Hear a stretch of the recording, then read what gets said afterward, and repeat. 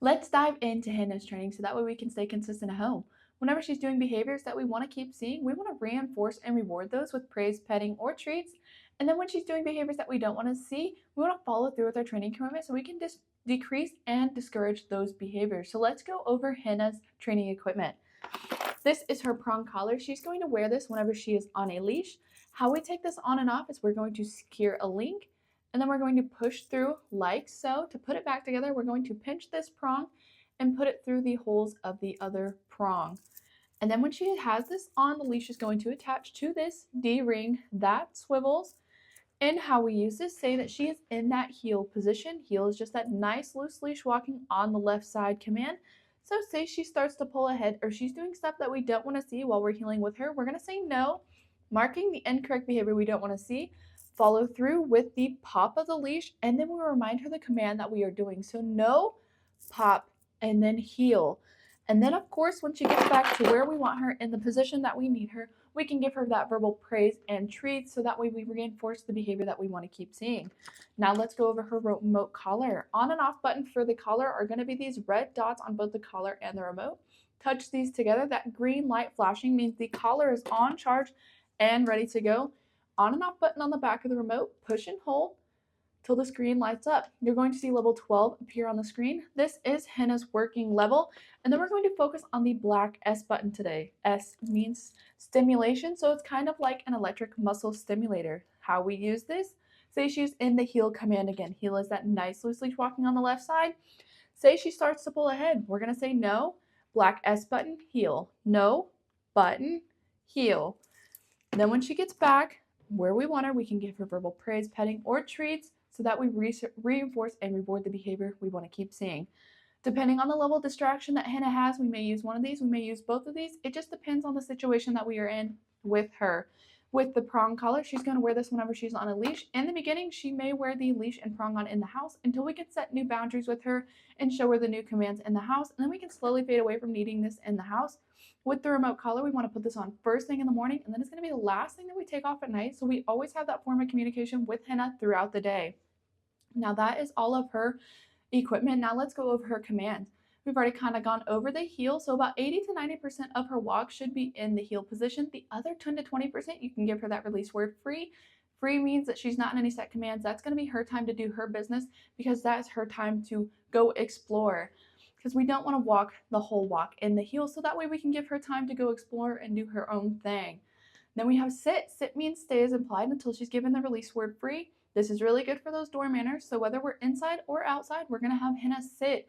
She has to stay until we release her, so as we're opening the door, if she breaks the sit, we're going to follow through with the training equipment until she gets it right, so that way she can have those same boundaries at home that we have here at the facility. So say she stays great, we open the door, then we can either release her through the door with free, or we can walk through the door with her and tell her heel. Just depends on what we are doing in the moment. But as I said, if she doesn't stay, we want to follow through until she gets it right. Now we have down. Down also means stay as implied until she's given the release word free.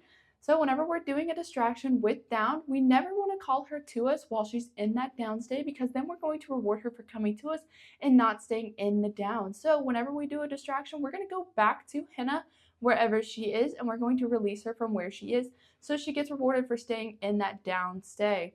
And with this, we're going to reward as low to the ground as possible so she knows that that low ground level is the positive zone for the down.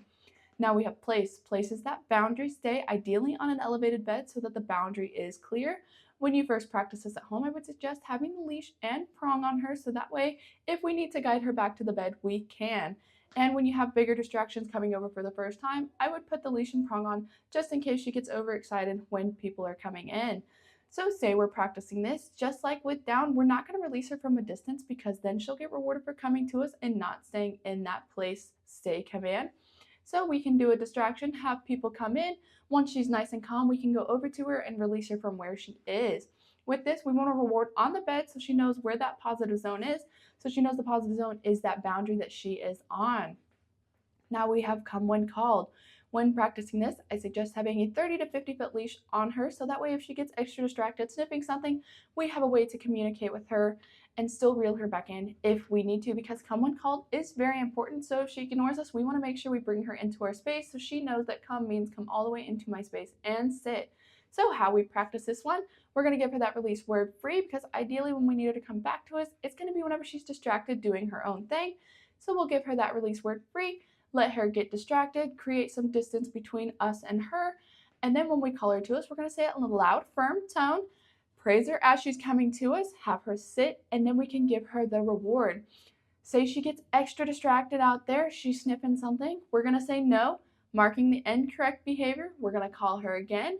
And then when she gets into our space still, we're going to have her sit, and we're still going to give her a reward. Just because we follow through with the training equipment out here doesn't mean we aren't always going to be the positive, because this command is very important. We're going to reward it every single time she comes into our space to make sure that we are the positive. Now we have leave it. Leave it just means don't grab that. So when you first start out with this, I would toss dog safe foods just in case she does grab it, and have the leash and prong on so we can guide her into different scenarios if we need to. So we'll toss something on the ground, say leave it. If she does, great. If not, follow through with the training equipment until she gets it right. So that way, those same boundaries that we have here transfer over to home. So that is all of Henna's command. So when we're working with her, we want to reinforce and reward behaviors that we want to keep seeing, whether that's doing the commands or just showing us calm behaviors. And then with those behaviors that we don't want to see, whether that's jumping up on us or she's just not listening to her commands, we're going to follow through with the training equipment so we can decrease those unwanted behaviors. That is everything. So we're going to have fun, stay consistent. Now we're going to watch Henna do her commands.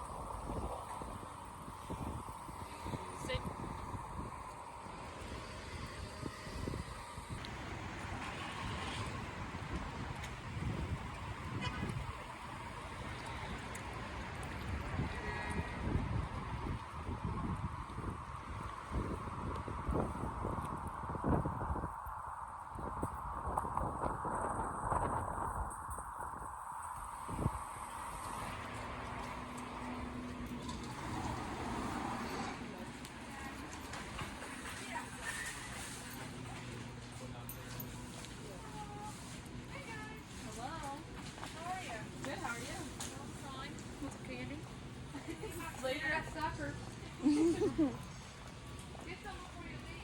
ma'am.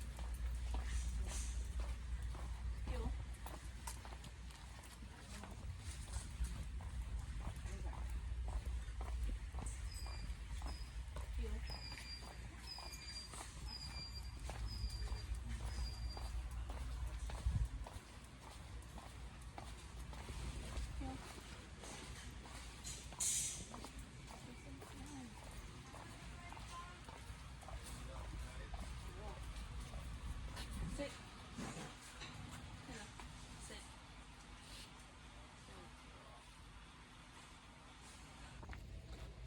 Down.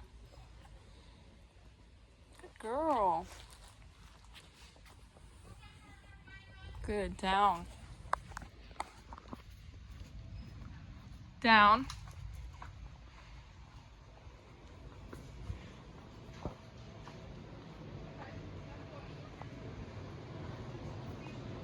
Good. Down.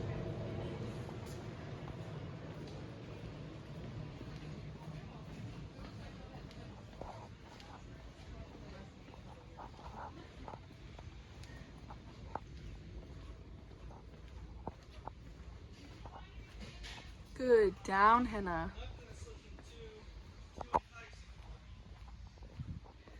Down.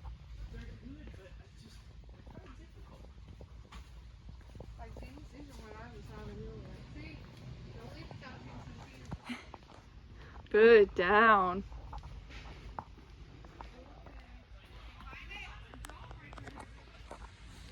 Good girl. Good. Down. Free. Good girl, Ella.